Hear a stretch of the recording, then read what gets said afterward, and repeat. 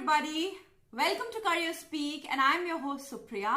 मैं आज आपके साथ अपने चैनल पे प्रेजेंट हूँ with a very interesting topic which is also in demand। बहुत ज्यादा डिमांड में है ये टॉपिक, रेज्यूमे मेकिंग।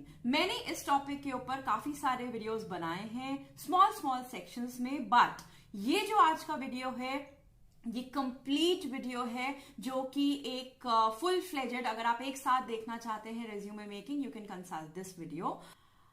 इससे पहले कि हम लोग पूरे स्ट्रक्चर को देखें, मैं आपके साथ एक फॉर्मेट भी शेयर करूंगी कि कैसे आपको रखना है अपना रेज्यूमे। फिर उन फॉर्मेट्स में क्या क्या इंट्रिकेसीज हैं, आपको क्या ध्यान रखना है वो बताऊंगी। सबसे इंपॉर्टेंट तो ये है, इससे पहले कि हम आगे जाएं, कि ये रेज्यूमे जो है मैं फ्रेशर्स कैटेगरी के हिसाब से बनवा रही हूं, या तो 0 to 1 ईयर लेवल के जो एक्सपीरियंस प्रोफेशनल्स हैं उनके हिसाब से बनवा रही हूं। तो ध्यान रखिएगा कि आपका सीवी 1 पेज का होना चाहिए। 1 पेज का इसलिए बिकॉज लंबी हिस्ट्री पढ़ने में रिक्रूटर्स इंटरेस्टेड नहीं होते हैं। यू हैव टू इंश्योर कि आपका रिज्यूमे इतना कैची हो कि सामने वाले को पढ़ने में इंटरेस्ट आए, तो आपको उसे इंटरेस्टिंग बनाना है। दूसरी चीज ये कि रिसर्चर्स ने हमें बताया है कि एक रिक्रूटर का एवरेज टाइम स्पैन 6 से 7 सेकेंड का होता है रेज्यूमे को देखने का। तो आपके पास सिर्फ 6 से 7 सेकेंड है अपने रेज्यूमे को शॉर्टलिस्ट करवाने का, तभी वो आगे पढ़ेगा। अगर इंटरेस्टिंग नहीं है तो वो आगे क्यों जाएगा। तो चलिए जल्दी से हम लोग ट्रिक्स एंड हैक्स देखते हैं कि कैसे रेज्यूमे एक फ्रेशर को बनाना चाहिए, कैसे हम उसकी 1 पेज फॉर्मेटिंग कर सकते हैं। So let's have a quick look. But yes, before moving ahead, I request you to please subscribe to my channel because I am going to bring many interesting videos and content here आप सबके लिए। तो subscribe करना मत भूलिएगा, और अगर आप देख रहे हैं यहाँ तक, आई एम श्योर आपको ये वीडियो पसंद आया होगा। Give it a like button and share it with your friends. So let's start it.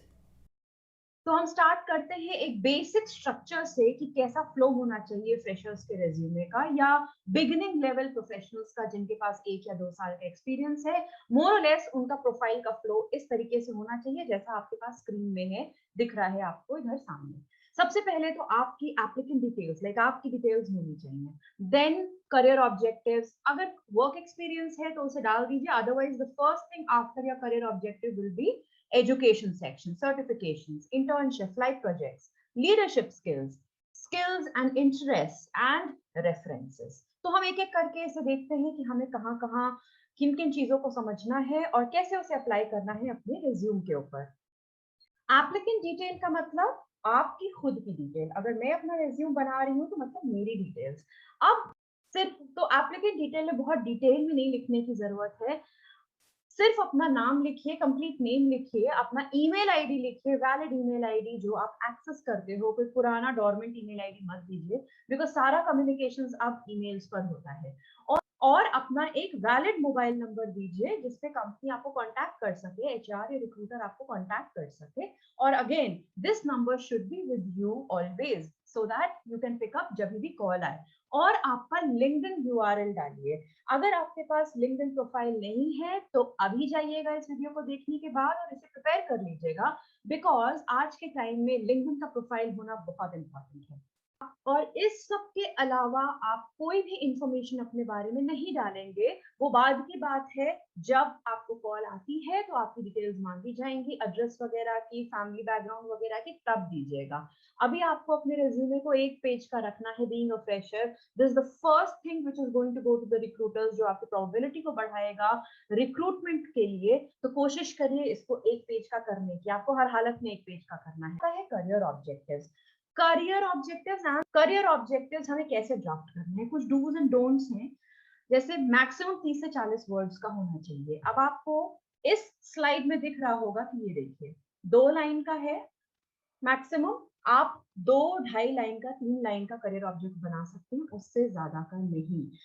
Then you can not use first person, जैसे आई, वी, अस जैसे वर्ड्स को आपको यूज नहीं करना है, राइट। जो करियर ऑब्जेक्टिव बनता है वो 4 भाग में अगर आप तोड़ के बनाएंगे तो बहुत इजीली बन जाएगा। और इसके ऊपर मैंने सेपरेटली एक वीडियो बनाया हुआ है जो कि काफी डिटेल्ड है कि हम इन 4 भागों को कैसे कि हम अपने करियर ऑब्जेक्टिव्स को इन 4 भागों में कैसे बना सकते हैं। तो लिंक देखिए ऊपर आई बटन पे आ रहा है, आप उसे क्लिक कर सकते हैं। अदरवाइज मैंने डिस्क्रिप्शन बॉक्स में भी उसका लिंक दिया है, करियर ऑब्जेक्टिव्स कैसे ड्राफ्ट करते हैं, आप उसे भी एक्सेस कर सकते हैं। तो इसमें आपको क्या-क्या पता चलेगा, पहले आपको अपने ट्रेट को आइडेंटिफाई करना है, फिर आप क्या ढूंढ रहे हो उस पर्टिकुलर जॉब में, आपको वो उसको बताना है। देन आपकी जो स्किल्स हैं कैसे मैच कर रही हैं उस पर्टिकुलर वैकेंसी के साथ, और आपकी क्या एक्सपेक्टेशंस हैं।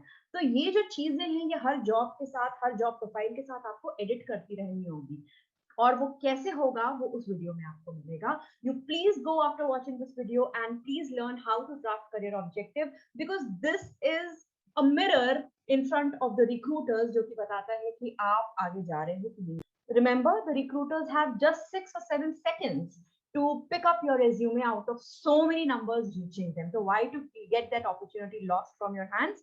Go get it done right now. फिर आता है आपका एजुकेशन सेक्शन। अब अगर एजुकेशन सेक्शन की बजाय अगर आपके पास थोड़ा सा भी work experience you want to put in, तो वो एजुकेशन सेक्शन के ऊपर आएगा, और उसकी क्रोनोलॉजिकल ऑर्डर नए से पुराने की तरफ होगी। मतलब नया वर्क एक्सपीरियंस पहले रखिएगा और करते करते बाद में आप उसको डिसेंडिंग ऑर्डर में लिखिए। वैसे ही यहाँ पर एजुकेशन सेक्शन में भी आएगा, जो आपकी लेटेस्ट डिग्री होती है, लेटेस्ट क्वालिफिकेशन होती है, मतलब अभी जो आप कर रहे हो या रिसेंटली जो आपने पास आउट किया है, उसको आप सबसे पहले लिखोगे। आप किसी भी फॉर्मेट पे लिख सकते हो। एक ही मैंने आइडियल फॉर्मेट मैंने अपने स्टूडेंट का किया है, तो मैंने उसका एक बेस आपको शो करने की कोशिश करी है। But stick to one page please, again and again I am repeating, because आप फ्रेशर हो, कोई इंटरेस्टेड नहीं है पूरी राम कहानी पढ़ने के लिए। Stick to one page, make it interesting like a trailer of your own movie. फिर आपने ग्रेजुएशन कहाँ से किया है, स्कूलिंग कहाँ से करी है, तो डिसेंडिंग ऑर्डर, नए से पुराने की तरफ आपको जाना है, चाहे वो वर्क एक्सपीरियंस हो चाहे वो एजुकेशन हो। फिर हम बात करते हैं सर्टिफिकेशन की। अब क्योंकि आप फ्रेशर बी स्कूल से पास आउट हो या किसी भी प्रोफेशनल प्रोग्राम से पास आउट हो सकता है आपने हर डोमेन का सर्टिफिकेशन किया हो, ऑपरेशंस भी किया हो, फिनेंस में भी किया हो, मार्केटिंग में भी किया हो, फिनटेक में भी किया हो। तो द पॉइंट इज कि आपको हर जॉब में सारे सर्टिफिकेशंस को लिख करके नहीं भेजना है, आपको सिर्फ उन सर्टिफिकेशंस को हाईलाइट करना है जो उस पर्टिकुलर जॉब के साथ मैच करते हैं जिसमें आप करेंटली अप्लाई कर रहे हो। ठीक है, जैसे अगर आप फाइनेंशियल मार्केटिंग की जॉब के लिए अप्लाई कर रहे हो तो आप उससे रिलेटेड कोर्सेज को हाईलाइट करिए, मार्केटिंग के दिखाइए, फाइनेंस के दिखाइए। फाइनेंशियल ऑपरेशंस की जॉब को आप अगर अप्लाई कर रहे हो तो वैसे सर्टिफिकेशन दिखाइए, राइट। अगर आप बिग डेटा एनालिटिक्स की जॉब के लिए या इंटर्नशिप के लिए अप्लाई कर रहे हो तो वैसे सर्टिफिकेशन दिखाइए। एड ऑन मैक्सिमम आप फाइनेंस दिखा सकते हो या what all is your preference. सारे अगर दिखाओगे तो उसमें प्रॉब्लम में आप ही पड़ोगे। पहली चीज क्यों, क्योंकि आपका एक फोकस नहीं दिखता है। यस, आप फ्रेशर हो, आपको सब करना पड़ेगा, लेकिन आपको सामने वाले को ये नहीं दिखाना है कि you are confused personality. You just have to represent what you are looking for and what matches to the profile जिसमें आप अप्लाई कर रहे हो। ठीक है, देन आप सेकेंड जो इम्प्लीकेशन है वो ये है कि जितने ज्यादा आप चीजें डाल दोगे उतने ही क्वेश्चन इंटरव्यू के टाइम पे आपसे पुट अप कर लिए जाएंगे। तो कितना पढ़ के जाओगे, लिमिटेड डालिए, जॉब के हिसाब से अपने सर्टिफिकेशंस को डालिए, ताकि क्वेश्चंस भी उसी हिसाब से हैं और आपका फोकस भी दिखे, right. Moving ahead to internship, life projects, academic projects, the flow chart is the same. आप internship, life projects, academic projects, leadership experience को डालिए। अब आप बोलोगे कि leadership experience तो मैं तो fresher हूँ, मेरे पास leadership experience कैसा होगा? आपके पास होगा, because जब आप पढ़ रहे होते हो तो ऐसे बहुत सी चीजें होती हैं कॉलेज में, यूनिवर्सिटी में, जो आप कर रहे होते हो। आपके पास क्लब्स होते हैं, कमिटीज होते हैं, उसमें अगर आप काम करते हो, कोई एक्टिव रोल प्रेजेंट करते हो, किसी टीम को हैंडल करते हो, किसी काम को कंप्लीट करते हो अपने टीचर्स के, तो वो सब एक लीडरशिप एक्सपीरियंस में काउंट होता है, उसे यहाँ पर लिखिए। अगर आप अपने कॉलेज का एनुअल फर्स्ट फेस्ट को हैंडल कर रहे हैं, उसको डालिए यहाँ पर। अगर आप स्पॉन्सरशिप्स लेकर के आ रहे हैं, उसे डालिए यहाँ पर। सो इट्स लाइक दैट कि आप क्या क्या काम कर रहे हो अपनी यूनिवर्सिटी, अपने कॉलेज, अपने बैच के लिए या अपने किसी पर्टिकुलर सब्जेक्ट सेल के लिए। फिर हम बात करते हैं अगर इंटर्नशिप्स की, लाइफ प्रोजेक्ट्स की, तो आप अगर किसी कंपनी में इंटर्नशिप के लिए गए हैं, internship could be of 6 to 8 weeks. अगर आपने किसी कंपनी में काम किया है, उसको हाईलाइट करिए, वहां से आपने क्या सीखा है उसे पुट इन करिए। फिर अगर आपने कोई लाइफ प्रोजेक्ट किया है, लाइफ प्रोजेक्ट जनरली छोटे टेन्योर का होता है, it could be 1 day also, it could be 7 days also, it could be 15 days also. तो डिपेंड करता है आपने लाइफ प्रोजेक्ट्स कहाँ कहाँ से किया है। कोशिश करिए कि 2-3 लाइफ प्रोजेक्ट्स आपने जरूर किए रहे, क्योंकि वो आपको ऑन द जॉब एक्सपीरियंस देता है और सिखाता है कि कैसे इंडस्ट्री वर्क करती है, राइट? तो आपको समझ में आता है कि आने वाले टाइम में आपको कैसे काम करना है, तो आप अपने आप को प्रिपेयर कर पाते हैं। एकेडमिक प्रोजेक्ट्स होते हैं, any research project, any dissertation जो आपने अपने फैकल्टी गाइड्स के साथ करी हो, आप उसको हाईलाइट करिए, उसकी लर्निंग्स को यहाँ पे बताइए। फिर आपके स्किल्स एंड इंटरेस्ट को उसे पुट इन करिए। अगर आपको एमएस ऑफिस अच्छे से आता है, उसे लिखिए यहाँ पर, बिकॉज ट्रस्ट मी, किसी भी इंडस्ट्री में आप काम करेंगे, एमएस वर्ड, एमएस एक्सेल की जरूरत जरूर पड़ती है, बी इट एनी प्रोफेशन। फिर अगर आपकी कम्युनिकेशन स्किल्स बहुत अच्छी हैं, उसे हाईलाइट करिए। If you have the ability to communicate with people well, उसे हाईलाइट करिए। If you have digital marketing skills very good with you, उसे हाईलाइट करिए। तो आप अपनी खुद की स्किल्स को आइडेंटिफाई करिए, उसे यहाँ पर हाईलाइट करिए। And then the last part is references. ये सेक्शन बड़ा इंपॉर्टेंट हो जाता है। यहाँ पे मम्मी पापा का नाम नहीं डालना है, राइट? यहाँ पे एक ऐसे भरोसेमंद इंसान का नाम डालना है, अगर जिसके पास कॉल जाए वो आपके बारे में अच्छा बोले, राइट? पेरेंट्स का नाम नहीं देना है, because parents are the nearest people to us, वो हमारे बारे में कभी बुरा नहीं बोलेंगे। तो हम एक ऐसे न्यूट्रल पर्सन का नाम देना है, जैसे आपका मेंटोर, आपका टीचर, अगर आपने लाइफ प्रोजेक्ट इंटर्नशिप कहीं से करी है तो वहां का बॉस अगर आपसे इंप्रेस्ड है तो बेस्ट इज दैट, उनका रेफरेंस यहाँ पे डालिए। लेकिन द रूल इज कि अगर आप जिसका भी रेफरेंस यहाँ पर डाल रहे हैं, उससे परमिशन लेके रेफरेंस डालिए, बिकॉज उन्हें पता होना चाहिए कि उनके पास कॉल आ सकती है, ओके? तो वो भी प्रिपेयर्ड रहेंगे।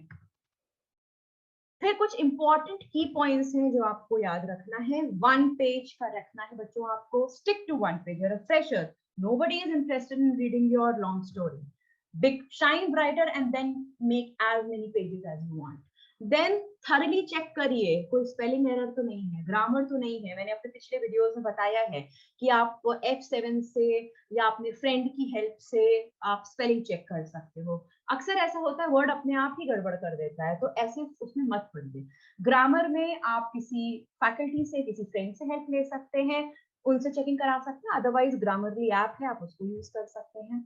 देन ईमेल, जब भी आप अपने रेज्यूमे को ईमेल करिए, रिक्रूटर को, कंपनीज को, किसी को भी, तो हमेशा इंश्योर करिए कि आप अपने वर्ड को पीडीएफ में कन्वर्ट कर रहे हैं। क्यों कन्वर्ट करना होता है पीडीएफ में? क्योंकि जो फॉर्मेट आपके सिस्टम का है या जो विंडोज आपके सिस्टम पे इंस्टॉल्ड है, जरूरी नहीं है कि वही वाली विंडोज दूसरे पर्सन के भी सिस्टम पे इंस्टॉल्ड होगी। तो जो फॉर्मेटिंग आपने अपने वर्ड डॉक्यूमेंट पे अपने सिस्टम पे करी है, वो उनके सिस्टम पे जाके बदल जाएगी, एंड हो सकता है कि बहुत ही खराब दिखे। तो पीडीएफ क्या करता है, आपकी सेटिंग्स को एकदम इंटैक्ट कर देता है, राइट? तो हमेशा कोई भी डॉक्यूमेंट फॉरवर्ड करिए, पीडीएफ में करिए, और उसके साथ एक वर्ड फाइल जरूर, दोनों चीजें अटैच कर दीजिए, बट पीडीएफ जरूर भेजिए। देन प्रोफेशनल ईमेल आईडी का यूज करिए। Do not use synaptic, angel, angel Priya और एनीथिंग लाइक दैट। तो पॉइंट इज कि अगर आप, मेरा नाम सुप्रिया अग्रवाल है, तो I will make it as professional as possible, supriya.agrawal@a particular domain.com. Similarly you have to use it. अगर आपको डायरेक्ट नेम से नहीं मिल रही है तो कुछ नंबर्स ऐड कर दीजिए, लेकिन प्रोफेशनल ईमेल आईडी बनाइए। फिर आप फ्लैशी कलर्स और फॉर्मेट्स को मत यूज करिए। टाइम्स न्यू रोमन या एरियल का यूज करिए, and stick to black colour. Maximum you can highlight with blue, but ideal is कि सिर्फ ब्लैक कलर पे स्टिक करिए, कोई भी फ्लैशी कलर्स मत यूज करिए। फिर change resume according to every job. हर नौकरी के हिसाब से आपको अपने रिज्यूमे को चेंज करना है। सबसे पहले तो आपको करियर ऑब्जेक्टिव चेंज करना है, फिर आपको सर्टिफिकेशंस में चेंज लाना है, इजंट इट? तो आपको हर रेज्यूमे के साथ अपने सीवी को देखना है, अपने रेज्यूमे को देखना है हर जॉब के लिए, और उस हिसाब से एडिट करके उसे भेजना है। हमेशा पर्सनल कॉन्टैक्ट्स को चेक कर लीजिए, जो आपने अपना दिया हुआ है, ईमेल आईडी, मोबाइल नंबर, कहीं ऐसा तो नहीं कि ऑब्सोलीट हो गया है। तो ये जितने भी एस्पेक्ट्स मैंने आपको बताए हैं, आई एम श्योर उसको इनकलकेट करके आप एक अपना प्रोफेशनल रिज्यूम बना सकते हैं। रिज्यूम बनाने के लिए आप वर्ड की फॉर्मेटिंग भी कर सकते हैं, अदरवाइज आप डायरेक्टली गूगल डॉक्स के ऊपर कुछ सेट फॉर्मेट है रिज्यूमे के, वहां से भी पिकअप करके अपने रिज्यूम को बना सकते हैं।